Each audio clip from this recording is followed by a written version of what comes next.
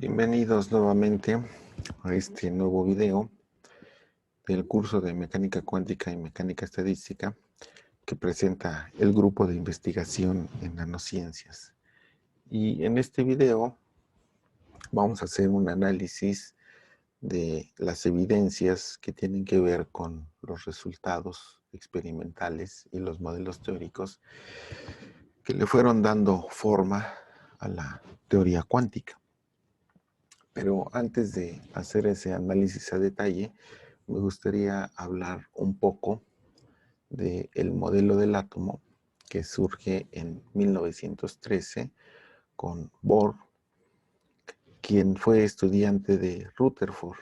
Recuerden que en videos anteriores discutimos cómo era el modelo de Rutherford. La mayor cantidad de la masa está concentrada en el núcleo, los electrones orbitan alrededor del núcleo, ¿sí? Y esencialmente, pues un átomo es espacio vacío. Las partículas que conforman a ese átomo, pues son los electrones con carga eléctrica negativa, los protones con carga eléctrica positiva y los neutrones que se encargan de eh, nivelar la repulsión eh, de fuerzas electrostáticas en el núcleo entre los protones.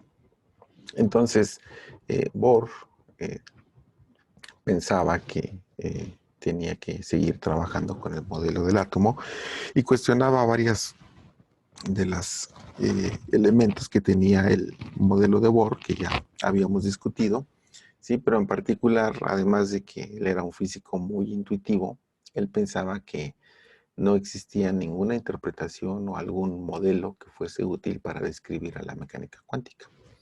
Él creía que la descripción tenía que ser estrictamente a partir de las matemáticas.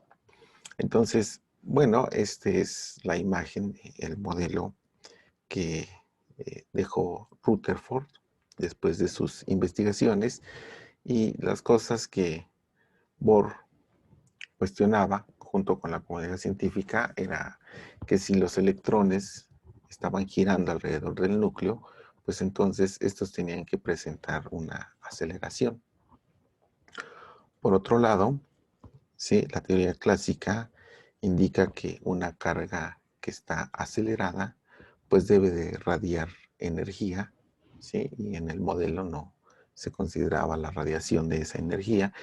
Y finalmente, si el electrón está radiando energía, pues debe de perder energía, y eso en algún momento debería ocasionar que el electrón, ¿sí?, caiga hacia el núcleo del átomo. Bueno, ¿cómo abordó estos problemas Bohr y cómo fue resolviendo para modificar el modelo del átomo? Bueno, pues él aceptó y postuló que los electrones que giran alrededor del núcleo no emiten radiación. Adicionalmente, en su modelo propone que los electrones solo pueden ocupar ciertas órbitas estacionarias que llamó niveles de energía, ¿sí? Y estas están a determinadas distancias del núcleo del átomo.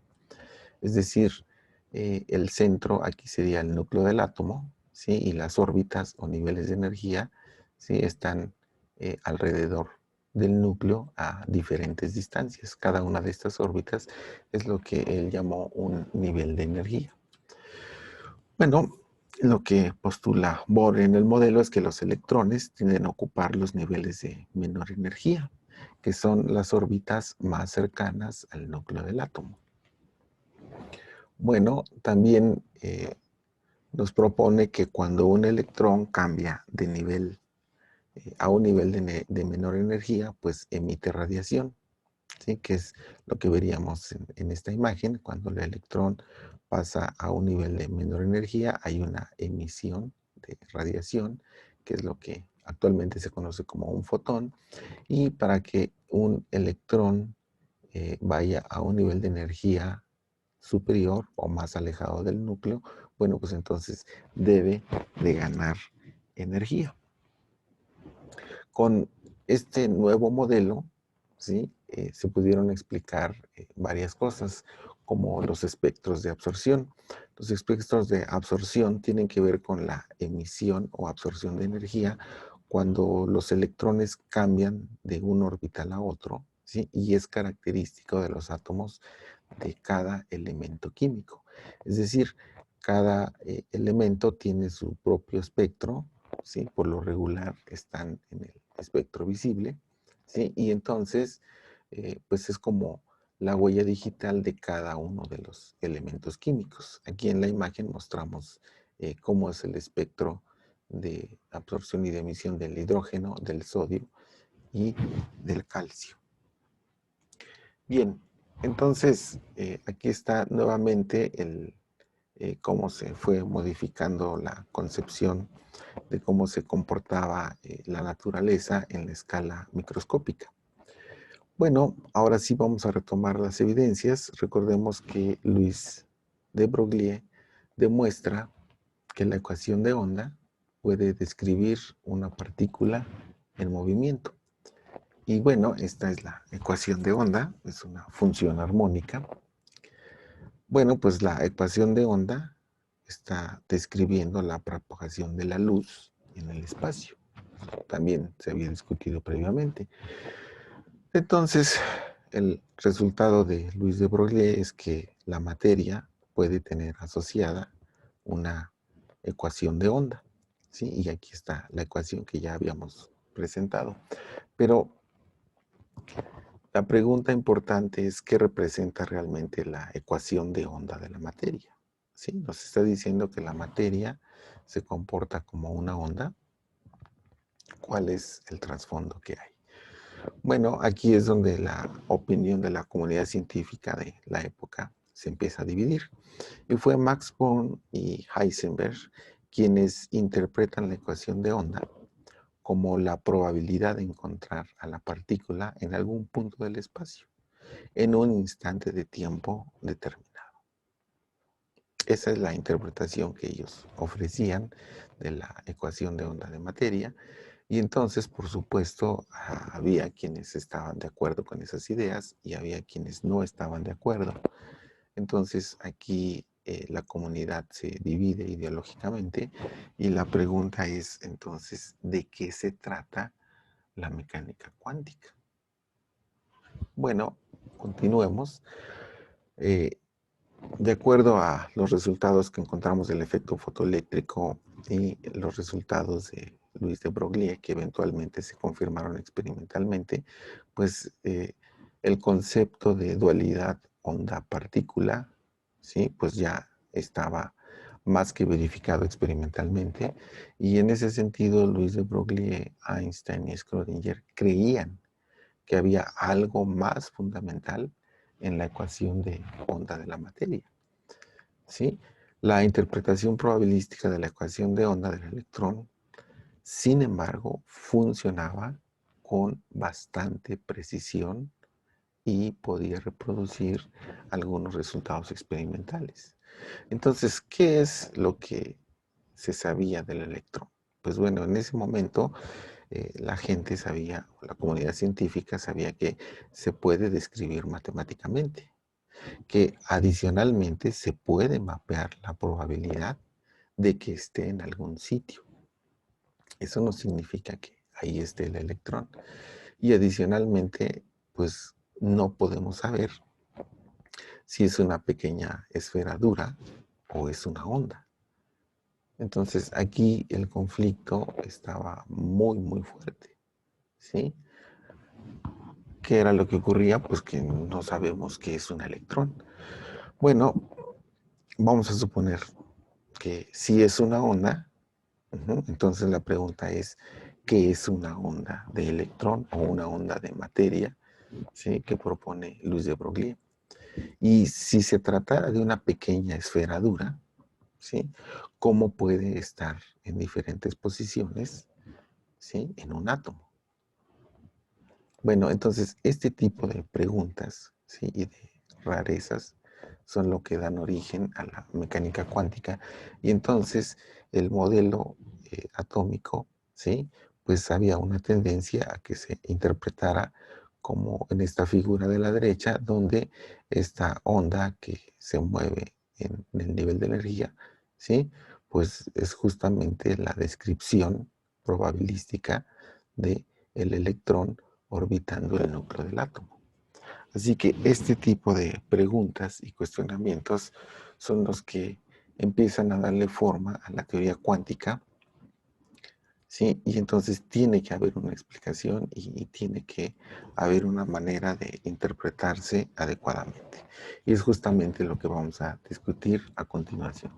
¿Cuál es la explicación de todas estas evidencias que ya tenemos sobre la mesa? Bueno, pues Max Born, ¿sí? Usó los resultados de Heisenberg y de Louis de Broglie. Aquí está la función o la ecuación de onda, ¿sí? La cual representa la amplitud de probabilidad de encontrar una partícula que se mueve de izquierda a derecha. Recuerden que el signo menos nos dice la dirección en la que se está propagando esta onda. Entonces, la probabilidad de encontrar la partícula en algún punto del espacio, de acuerdo a las evidencias que tenían, pues se obtiene, ¿sí? Con la ecuación de onda elevada al cuadrado. ¿Sí? Esta es la interpretación que le había dado, recuerden, Born y Heisenberg a la ecuación de onda. Bien, vamos a intentar digerir esta información poco a poco. Supongamos que tenemos un dispositivo, ¿sí? Que tiene la capacidad de emitir un solo electrón y entonces vamos a vigilar la trayectoria, ¿sí? De ese electrón en el espacio. Bueno, si consideramos la hipótesis de Louis de Broglie, pues entonces el electrón es una onda de materia y lo que deberíamos de ver pues es una onda que se está propagando de izquierda a derecha. ¿Sí? Bueno, si esta onda que tenemos aquí representada por una función de este tipo, una función seno, ¿sí?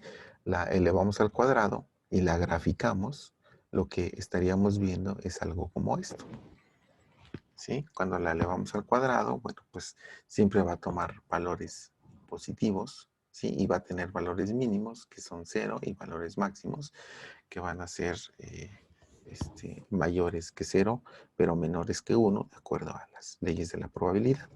Y estos pequeños puntos oscuros que se ven, ¿sí? Son una representación, ¿sí? De cómo se vería el electrón en diferentes posiciones a lo largo de su trayectoria. ¿Sí? Pero aún así vamos a tratar de verlo con más detalle. Vamos a tomar una porción de esta función de onda que está elevada al cuadrado, ¿sí? Y vamos a observar que si yo quisiera conocer la probabilidad de encontrar a ese electrón en la posición x1, ¿sí? Pues la altura de la gráfica de la función de onda me va a decir cuál es la probabilidad de encontrarlo en esa posición. En este caso particular, pues tenemos un 10%. Sin embargo, si yo me pregunto por la probabilidad de encontrarlo en la posición x2, ¿sí? Cuando yo lo reviso contra la gráfica de la función de onda al cuadrado, pues voy a observar que tiene una mayor probabilidad y esta probabilidad es del 20%. ¿Sí? En este sentido, Heisenberg tenía razón. Cuando medimos la posición de un electrón, ¿sí? Esas medidas van a tener una cierta diferencia, ¿sí? Debido al principio de incertidumbre y al comportamiento probabilístico que estamos observando en un electrón. Entonces, dicho de otra manera, esta función de onda que tenemos aquí, ¿sí? Nos está de alguna manera representando la probabilidad de encontrar al electrón en algún punto del espacio. Y entre más tenue se ve la esfera aquí abajo, tiene una menor probabilidad y entre más oscura se ve la esfera, pues tenemos una mayor probabilidad de encontrar a ese electrón. Bueno, esto es lo que ocurriría si estamos considerando solamente un electrón. ¿Qué ocurre cuando trabajamos con muchos electrones, ¿no? El caso de muchas partículas. Bueno, pues nuevamente vamos a tomar nuestro dispositivo y en este caso la emisión va a ser de muchos electrones, ¿sí? Miles de millones de electrones. Y entonces, cuando intentamos visualizar la función de onda al cuadrado, pues lo que vamos a ver es una superposición de funciones de onda que están en fase, ¿sí? Y entonces vamos a tener valores máximos y valores mínimos, ¿sí? Si lo visualizamos como una ecuación de onda. Si lo visualizamos como una partícula, vamos a observar una imagen similar a la que tenemos aquí, ¿sí? En donde vamos a tener regiones muy oscuras y regiones muy claras, en donde lo que está representando es que en las regiones claras es justamente donde tenemos la menor probabilidad de encontrar los electrones y las regiones más oscuras que corresponden a los valores máximos de la función de onda, pues es en donde será más probable encontrar a los electrones, ¿sí? Pero esta imagen corresponde a una trayectoria que solamente es en una dimensión, digamos en el eje X, ¿sí? Lo que ocurre es que estos electrones se propagan en el espacio. Entonces habrá que considerar, ¿sí? Eh, más grados de libertad. Pero vamos a suponer que en esta imagen que tenemos aquí, pues estamos visualizando la posición del electrón en 3 instantes de tiempo diferentes. ¿Sí? Aquí, 2 y 3. ¿Sí? Bueno, cuando esta función de onda elevada al cuadrado que tiene una interpretación probabilística, la traducimos al caso de partículas, pues estaríamos viendo estas esferas en donde habría unas esferas muy claritas o translúcidas que representan una menor probabilidad y donde sea más fuerte el color de la esfera, como en este punto, ¿sí? Tendríamos la mayor probabilidad de encontrar al electrón en diferentes instantes de tiempo. Ahora sí, cuando nosotros consideramos los grados de libertad, que son las direcciones espaciales en donde los electrones se pueden mover, pues tenemos que considerar la dirección X, la dirección y la dirección Z. Entonces, esta imagen que habíamos visto, pues se reproduce en las 3 direcciones espaciales, ¿sí? Y aquí tendríamos una representación probabilística del electrón en 3 instantes de tiempo diferentes, pero con la particularidad de que ya se pueden mover en las 3 direcciones espaciales. Bueno, esto lo podemos representar con la ecuación de onda, pero en este caso la ecuación de onda pues va a tener 3 grados de libertad o la tenemos que representar en 3 dimensiones. Estos contornos que se ven alrededor, sí observen que corresponden a valores máximos y a valores mínimos en cada una de las direcciones espaciales. ¿Qué es lo que vemos al final? Pues lo que vamos a ver al final es una nube, ¿sí? Una nube como esta con lóbulos en donde los electrones van viajando en el espacio, ¿sí? Y entonces esta representación, así como lo estamos observando aquí, en términos de nubes de electrones que representan probabilidades, pues ha permitido conocer, ¿sí? O describir con una mayor precisión los modelos atómicos. En esta imagen vamos a presentar cómo se verían las funciones de onda para el átomo de hidrógeno, ¿sí? Que es el átomo más elemental, ¿sí? Porque tiene un solo electrón orbitando alrededor del núcleo y de alguna manera este es el único problema que se podría resolver de manera analítica. ¿Qué es lo que se obtiene con esta interpretación probabilística? Pues justamente la distribución de probabilidad de los diferentes niveles de energía que hay en un átomo, que hoy los llamamos orbitales atómicos. Si ustedes observan cómo son estas funciones de distribución, ¿sí? El caso más simple, que es el orbital S, el más cercano al núcleo, pues tiene una simetría esférica, ¿sí? Pero conforme nos vamos moviendo a niveles de energía más alejados del núcleo del átomo, empezamos a ver una serie de lóbulos, ¿sí? Que representan las distribuciones de probabilidad de encontrar el electrón alrededor de ese átomo. Y bueno, estos resultados pues, han permitido clasificar con una mayor precisión los diferentes niveles de energía que hay en un átomo. ¿Sí? Los orbitales siguen teniendo el mismo nombre, S, P, D y F. ¿Sí? Y la manera en cómo los electrones, ¿sí?, van llenando los diferentes orbitales. Entonces, observe cómo el resultado al que hemos llegado actualmente, ¿sí?, difiere del modelo que discutíamos inicialmente, que es el modelo de Bohr. Sin embargo, fue el modelo de Bohr, ¿sí?, y los resultados que ya se habían obtenido los que permitieron llegar a esta conceptualización del átomo. Pero recuerde que esto tiene una interpretación probabilística.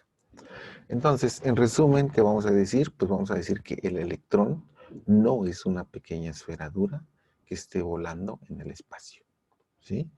Aplicamos la matemática de las funciones de onda, ¿sí?, para graficar dónde podría estar un electrón.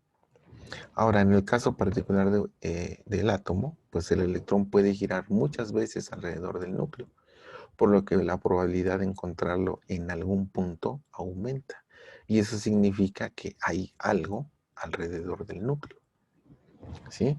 Bien, y considerar a los electrones como ondas de materia, ¿sí?, a pesar de que es difícil de aceptarlo, pues no solamente permite explicar el comportamiento de los átomos, ¿sí?, nos permite usar esta matemática para conocer cuál es la estructura de los átomos.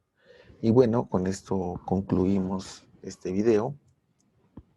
Espero haya servido para aclarar cuáles son los elementos que empezaron, ¿sí?, y eventualmente moldearon la teoría de la mecánica cuántica. Hasta luego.